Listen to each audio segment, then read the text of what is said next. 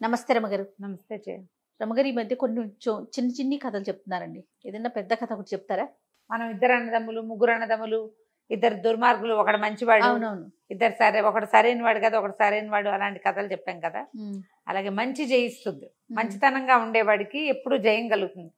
అంటే అంతంలో అయినా చివరికైనా వాడికి విజయమే లభిస్తుందని కథ. కొంచెం టైం పట్టినా కూడా అంతే కదా.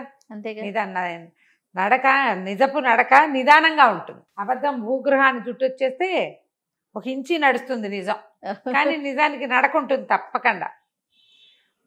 ఒక కొండ చరి మీద ఒక కాపు ఒక ఆయన ఉండేవాడట. ఆయనకి 3 పిల్లలు, 2 మగపిల్లలు, 1 ఆడపిల్ల. అయితే ఏమైంది, వీళ్ళు రోజు మగపిల్లలేమో గొడ్లు గాయటానికి వెళ్ళిపోయేవాళ్ళు, మేకలను తోలుకెళ్ళేది కూతురు. వీళ్ళు కొంచెం కొండ సరికి కింద ఉంటే కొండ కొమ్ము మీదకి మేకలను తోలుకుపోయేది పాప. దానికి ఒక 14-15 ఏళ్ళు ఉంటాయి. పిల్ల చక్కగా అందంగా ఉండేది. కొండల మీద ఉండే పిల్లలు ఆరోగ్యంగా ఉంటారు. ఒకనాడు అది మేకలు తోలుకుంటూ పైకి వెళ్ళింది. అయితే వీళ్ళు కింద ఉండి కాస్త అప్పుడప్పుడు పిల్ల ఎక్కడుందని గమనించుకుంటారు. మేకలు కనపడతాయి, లీలగా పిల్ల లంగా జాకెట్టు కనపడుతూ ఉంటాయి.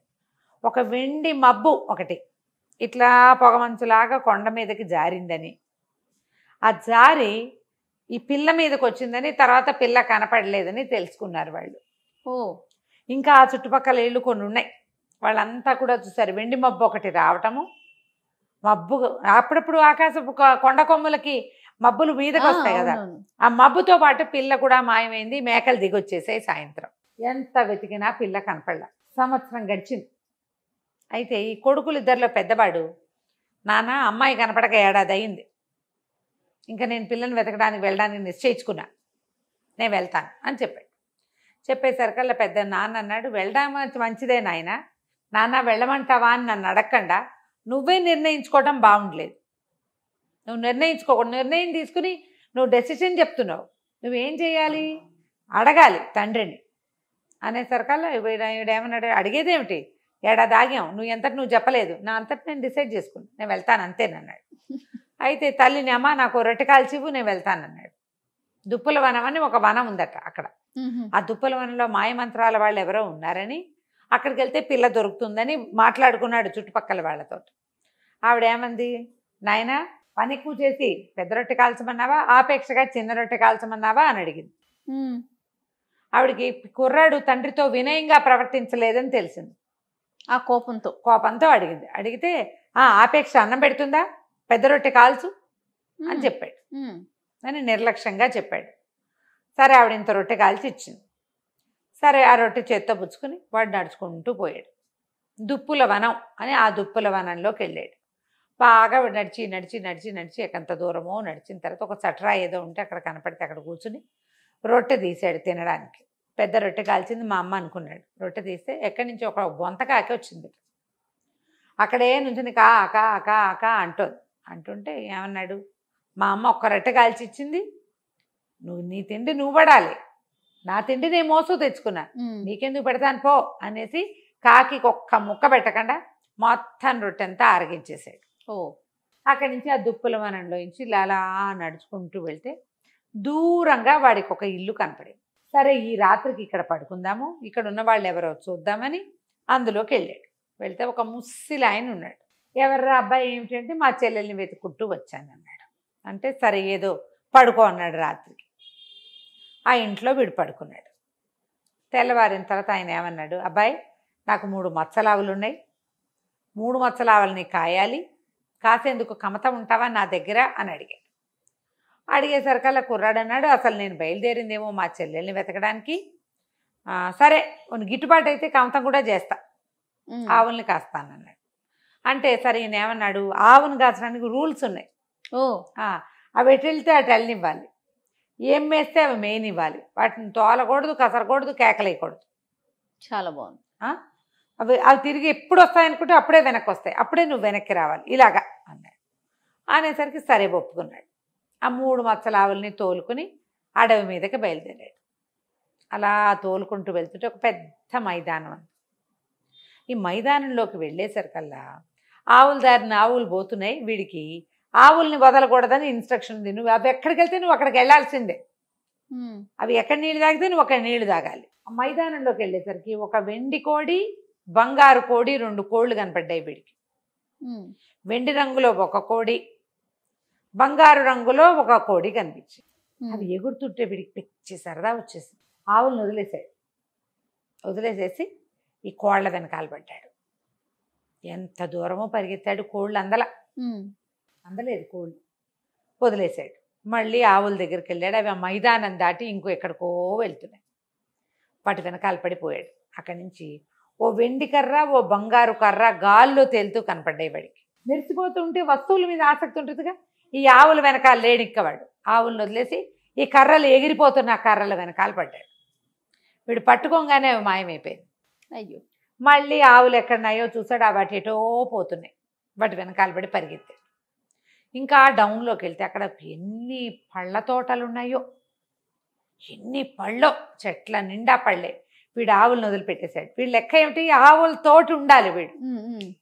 వీడికి పట్టించుకోలే, ఎక్కడికక్కడ వదిలేస్తున్నాడు. పరిగెత్తుకుంటూ వెళ్ళి మరి చెట్లు ఎక్కేశాడు. పొట్ట పట్టినన్ని పళ్ళు ఆత్రంగా తిన్నాడు. ఎన్ని పళ్ళు తిన్నాడో. బట్టల నిండా పళ్ళ మరకలు, మూతి నిండా పళ్ళ మరకలు. చీకటి పడింది. ఆవులు మళ్ళీ రావడం మొదలుపెట్టినాయి. వాటి వెనకాల పడి వచ్చాడు. ఇంటికి వెళ్ళిపోయారు. ఆ ముసలాడున్న ఆ పాకాల దగ్గరికి వెళ్ళిపోయినాయి ఆవులు. పాకలు ఉండేసరికల్లా ఆయన ఏమన్నాడు, తోలుకొచ్చావా అన్నాడు. తోలుకొచ్చానండి. ఆవులతోటే ఉన్నావా అన్నాడు. ఆవులతోటే ఉన్నాను అన్నాడు. సరే, పాలు తీసి నువ్వు ఎంత బాగా వీటి కాపలా కాసావో నేను తెలుసుకుంటానన్నాడు. పాలు తీసాడు. ఆవుల పాలు తీస్తే పల్చగా నీళ్ళల్లే, తెల్ల నీళ్ళల్లే ఉన్నాయి 3 ఆవుల పాలు. అక్కడి నుంచి ఆయన అన్నాడు, దుర్మార్గుడా, ఆవులకి సహాయం కావాలి, నువ్వు వాటితో లేవు. ఏ వస్తువు కనపడితే ఆ వస్తువు వెనకాల పరిగెత్తావు. నీకు మంచితనం లేదు, బుద్ధి లేదు, వినయం లేదు. కమతం చేయాలంటే యజమాని చెప్పినట్టు వినాలి. ఆవులకి వాటితోటి మనిషి ఉంటేనే శక్తి అని చెప్పి ఆ చేతిలో ఉన్న ఓ చిన్న గడ్డి కట్టతోటి వాడిని దెబ్బ కొట్టాడు. కొట్టేసరికల్లా వాడు రాయిగా మారిపోయి అక్కడ ఉండిపోయాడు. సంవత్సరం గడిచింది. ఏడాది తర్వాత చిన్న కొడుకు నాన్నని అడిగాడు, నాన్న, చెల్లాయి తప్పిపోయి 2 ఏళ్ళు, అన్నయ్య తప్పిపోయి ఏడాది అయింది. నన్ను ఏమైనా వెళ్ళమంటావా ఒకసారి వెతకడానికి అనేసరికల్లా నాన్న అన్నాడు, నాయన అడిగావు కదా, వెళ్ళిరా ఒకసారి తీసుకున్నావు. నువ్వు అడిగావు కదా, వెళ్ళనా అన్నావు కదా, వెళ్ళిరా, చెల్లాయిని అన్నయ్యని తీసుకురా అన్నాడు. అక్కడి నుంచి వాళ్ళ అమ్మ అడిగింది, బాగా పనిచేసి పెద్ద రొట్టె కాల్చిన నాన్న, ఆపేక్షతో చిన్న రొట్టె కాల్చిన అని అడిగితే పిల్లాడు అన్నాడు, అమ్మ ఆపేక్షతో పెట్టేది చిన్న తుంపైనా చాలమ్మా, నీకు చేత వచ్చినంత ఆపేక్షగా చెయ్యి అని చెప్పి చిన్న రొట్టె కాల్చి చేతిలో పెట్టింది. రెండో వాడు నడుచుకుంటూ బయలుదేరితే దుప్పుల వనంలోకి వెళ్ళిపోయాడు. వెళ్ళేసరికి అలా చట్రాయి దగ్గర కూర్చొని తినడానికి తీసాడు రొట్టె. బొంతకాకి అరుచుకుంటూ వచ్చి అక్కడి నుంచునేసరికల్లా ఏం చేశాడు, అయ్యో ఆకలిస్తుందా, అన్నిసార్లు కాక అంటున్నావు, దా ఇదిగోనని రొట్టెలో కోసం ముక్క తుంచి పెట్టాడు. తిని మళ్ళీ కాకి మళ్ళీ అరిచింది. సగం తందిని సగం దానికి పెట్టేశాడు. అరిచిన బొంతకాకి ఎగురుకుంటూ పోయింది. వీడు నడుచుకుంటూ ఆ ముసలాయన ఇంట్లో ఏ ఇంటికి తన అన్నయ్య ప్రవేశించాడో అక్కడికి పోయాడు. ముస్సిలాయన బాగా పెద్దవాడు. సరే, ఆయన రాత్రికి పడుకొని ఆయన పడుకోబెట్టి, మా దగ్గర కమత ఉంటావా అంటే, నిజానికి నేను మా అన్నయ్యని చెల్లిని వెతుకుతున్నాను, నువ్వు పెద్దవాడివి, పాపం గొడ్ల వెనకాల పడి ఏం పోతావు, నీ ఆవుల్ని కాస్తూ మా అన్నయ్యని చెల్లిని వెతుకుంటాలే తాత, ఒక ముద్ద అన్నం పెట్టు చాలు నాకు అని చెప్పాడు. ఆవుల్ని తోలుకుని బయలుదేరాడు. ఆవులు మైదానంలోకి వెళ్ళాయి. వీడికి వింత కోళ్ళు 2 కనపడ్డాయి, వెండి రంగు కోడి, బంగారు రంగు కోడి. చాలా ఆసక్తిగా చూశాడు. కానీ వీటిని మనం ఏం చేసుకుంటాం అనుకొని వాటి జోలికి వెళ్ళాల. వాటి దారిన అవి తిరుగుతుంటే వీడి దారిన వీడు ఆవుల దగ్గర నుంచున్నాడు. పోయి ఆవులతో పాటు నడవటం మొదలుపెట్టాడు. అక్కడి నుంచి ఇంకా ముందుకెళ్ళి ఆవులు మైదానాలు దాటి అడవిలోకి ప్రవేశించాయి. అడవిలో ఒక వెండి పొన్ను కర్ర, ఒక బంగారు పొన్ను కర్ర గాల్లో ఎగురుతూ కనపడ్డాయి. అలాంటి కర్రలు చూస్తే ఉత్సాహంగా ఉంటుంది కుర్రాళ్ళకి. ఇట్లాంటివి గాల్లో ఎందుకు ఎగురుతాయి, ఏ మాయ మంత్రాలవో విచిత్రంగా అని వాటి జోలు మనకెందుకని ఆవుల మీద చేతులేసి వాటితో పాటు నడుస్తూ పోయాడు. ఇంకా దాటిన తర్వాత పెద్ద పళ్ళ చెట్ల వనంలోకి ప్రవేశించినాయి ఆవులు. వీడు పొద్దున్నే అన్నం తినొచ్చాడు. కడుపు నిండిన వాడికి మనకి పండు ఎందుకు? పళ్ళుంటే మాత్రం ఆయన ఆవులతోటి ఉండాలి. ఆయన చెప్పిన రూల్స్ అవి ఎటు వెళ్తే అటు వెళ్ళాలి. అవి ఏం తింటుంటే వాటి దగ్గరే నువ్వు నుంచోవాలి. కన్ను మరుగు కాకూడదు, దగ్గరే ఉండాలి, తోలకూడదు. అవి తిరిగి వచ్చినప్పుడు తిరిగి రావాలి. అదే పెద్దవాడికి ఏ రూల్ చెప్పాడో చిన్నవాడికి అవే రూల్స్. ఆవులతో ఉండమన్నాడు కాబట్టి పళ్ళ చెట్ల దగ్గరికి వెళ్తే ఆవులు ఎటు వెళ్ళిపోతాయో, చెట్టెక్కి కోసుకోవద్దు పళ్ళు. అవునవును. మనం పళ్ళ అయ్యావ ఎందుకు, ఇంటికి వెళ్ళిపోతే సాయంకాలం అక్కడే ఏదో రెండు రొట్టెలు తినొచ్చని కుర్రాడు వాడి జోలికి వెళ్ళాలి. అక్కడి నుంచి దూరంగా మంటలు కనపడ్డాయి. ఈ ఆవులు నడుచుకుంటూ ఆ మంటల వైపుకి వెళ్ళిపోయింది. వీడికి ఇన్స్ట్రక్షన్ ఉంది, ఆవును తోలకూడదు, కసరకూడదు, కేకలేయకూడదు. వీడు వాటితో పాటే వెళ్ళాడు. ఆవులు కసగందల పొగ వస్తోంది, ఆ పొగ మధ్యలో ఇంచి వెళ్ళినాయి. వీడు కూడా సేఫ్గా వాటి వెనకాల నడుచుకుంటూ వెళ్ళిపోయాడు. అక్కడ బోళ్ళంత గడ్డి ఉంది. కడుపు నిండా గడ్డి మేసి 3 ఆవులు మళ్ళీ వెనక్కి తిరిగినాయి. తిరిగేసరికల్లా వెనక్కి తిరిగి వచ్చి పిల్లాడు కూడా వాడితో పాటు రెండో వాడు వచ్చేసాడు. వెనక్కి వచ్చేసి ఈ ముసలాయన దగ్గరికి వచ్చాడు. ముసలాయన అన్నాడు, బాగా కాసేవా ఆవుల్ని అంటే, బాగా కాసాను, వాటితో పాటే ఉన్నాను అన్నాడు. అనేసరికి సరే పాలు తీసి చూస్తానన్నాడు. పాలు తీసేసరికల్లా పాలు చిక్కగా పైన వెన తేలుతున్నట్టుగా ఉన్నాయి. ఓహో సరే అంటే అప్పుడు ఆవులకి నచ్చినట్టు చేసావన్నమాట. ఆయన అన్నాడు, సరే అబ్బాయి నీకేం కావాలో చెప్పు అనేసరికల్లా నేనేం చెప్పను, నేను మా చెల్లిని మా అన్నయ్యని వెతుక్కుంటూ వచ్చాను. ఇక్కడ ఏదో రాతి బొమ్మ ఉంది, అదేమో మా అన్నయ్య లాగా ఉంది. గుర్తుపట్టాడు. మా అన్నయ్య అల్లే ఉంది. మరి మా అన్నయ్య మా చెల్లి కావాలి నాకు. మీ రకం చూస్తుంటే మీరే మా అన్నయ్యని మా చెల్లిని తెచ్చారేమో అనిపిస్తోంది. మా అన్నయ్యని మా చెల్లిని మాకు ఇప్పించి తాత, నేను వెళ్ళిపోతాను అన్నాడు. అనేసరికల్లా ఆయన అన్నాడు రుసరుసలాడుతూ, తెచ్చాననుకో, మీ అన్నయ్యకి బుద్ధి లేదు, మంచితనం లేదు, వినయం లేదు, వాడికి గొడ్డునప్ప చెప్తే జాగ్రత్తగా చూసుకోవటం రాదు. సరే కావాలంటే నీకు అట్లాగే ఇస్తా, నాకు 3 పనులు చేసి పెట్టు నువ్వు. ఈ 3 పనులు అయితే అన్నయ్యని ఇచ్చేస్తాడా? అన్నయ్యని ఇచ్చేస్తాను, మీ చెల్లిని కూడా ఇచ్చేస్తాను అన్నాడు. సరే చెప్పమన్నాడు. ముసలివాడు 3 కోరికలు చెప్పాడు. ఏం చెప్పాడు, ఈ కొండ అవతల అడవిలో, కొండ మీద కూడా వెళ్తుంది, ఒక అడవి దుప్పి ఉంది. దాని బ్రహ్మాండమైన కొమ్ములు, ఆడదుప్పి, అది కాళ్ళు చువ్వల్లా ఉంటాయి, మహావేగంతో పరిగెడుతుంది. ఆ దుప్పిని పట్టుకొచ్చి తెచ్చిపెట్టు నాకు, అది కావాలి. తర్వాత అవతల వైపు ఉన్న సరస్సులో ఒక ఆకుపచ్చ రంగు మెడ ఉన్న బాతు ఉంటుంది, అడవి బాతు. అతను సరస్సు చుట్టుపక్కలే ఉంటుంది, ఆ బాతును పట్టుకురా. తర్వాత కొండల మధ్యలో కోనేరు ఒకటి ఉంది, ఆ కోనేట్లో ఎర్ర రంగు మొప్పలు, ఆకుపచ్చ రంగు తోక, పసుపచ్చ మెడ కింద పసుపు తార ఉన్న ఒక అద్భుతమైన చేప ఉంది. ఆ చేపను తెచ్చిపెట్టి, జల చేప. ఈ 3 పట్టుకురా. మీ తమ్ముడు మీ చెల్లిని మీ అన్నయ్యని ఇచ్చేస్తానన్నాడు. వీడు ఎటా తెస్తాడు? సరే కుర్రాడు బయలుదేరుతానన్నాడు. అక్కడి నుంచి అడవిలోకి బయలుదేరాడు. బయలుదేరితే దూరంగా వాడికి ఆ దుప్పి కనపడింది.